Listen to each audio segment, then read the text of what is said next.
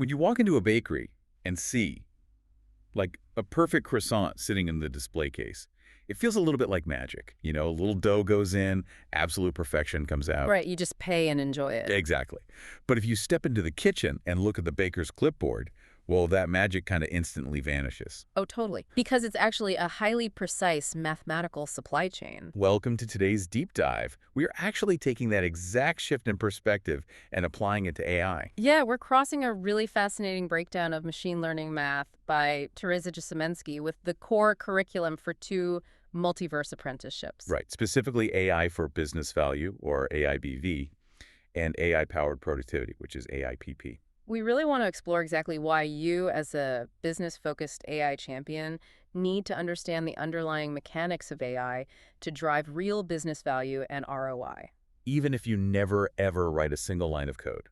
So let's unpack this bakery idea because Semensky uses it to explain matrix multiplication. Which sounds intimidating. It does. We usually hear that term and just think rows times columns. But she calls it stacked transformations. Right, so imagine you sell croissants, muffins, and cookies. You know your daily sales, right? Yeah, and you have this recipe matrix. Basically, how many grams of flour and sugar go into each pastry? Exactly.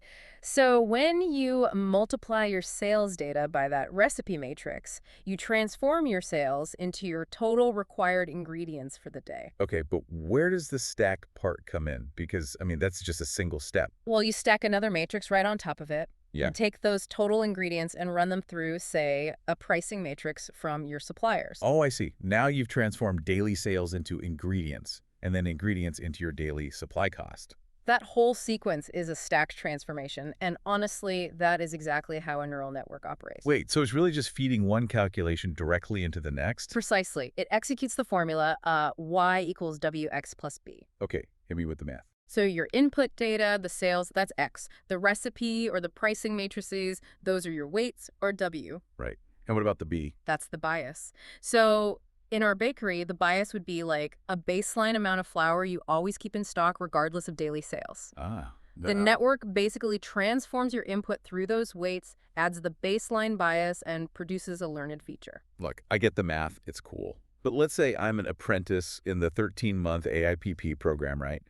I'm learning to use Microsoft 365 Copilot to make my team faster. Yeah. Or I'm in the level 4 AIBV program figuring out business needs. I'm not building neural networks from scratch. So if the tool gives me the output I need, why shouldn't I just treat Gen AI like a magic black box? Well, because treating AI like magic is actually a massive business risk. How so? Think about it. As an AI champion, your primary goal is driving adoption, managing change, and ensuring responsible AI use. Right, getting people to actually use it safely. Exactly. And stakeholders are naturally terrified of unpredictable magic boxes. People resist what they don't understand, which is a huge hurdle in month 11 of the AIBV curriculum, by the way. So you're saying if I can explain to a nervous team that the AI isn't, casting spells, Right. that it's really just doing a logical, mathematical stack transformation of data, that reduces the friction. It demystifies the tool entirely. You build trust. And beyond just change management, understanding this math directly impacts your ability to evaluate true ROI. Okay, walk me through that. How does knowing the y equals wx plus b formula actually prevent me from making a bad ROI calculation? Well, think about what the math actually requires. It relies on finding patterns and structured inputs to calculate an output. If you treat AI like this all-knowing oracle, you might try to force it to solve a messy, highly nuanced human problem. A problem that doesn't have clear data parameters. Exactly. So you end up trying to automate something that, going back to our analogy, completely lacks a recipe matrix. That is a perfect way to put it. When you understand the underlying mechanics, you can actually spot true AI-addressable gaps. Which I know is a big focus around month 5 for AIPP. Yeah. You look at a workflow and say, this process has predictable inputs and clear weights we can map. AI will thrive here. That makes total sense.